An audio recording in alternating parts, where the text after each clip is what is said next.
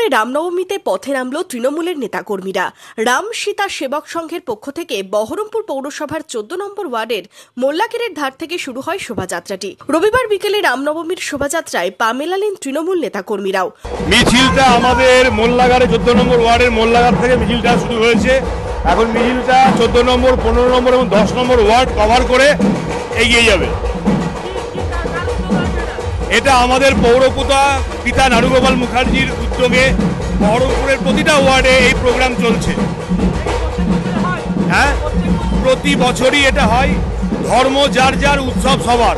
বহরমপুর পৌরসভার 10, 13 এবং 14 নম্বর ওয়ার্ডের বিভিন্ন এলাকা পরিক্রমা করে এই শোভাযাত্রা।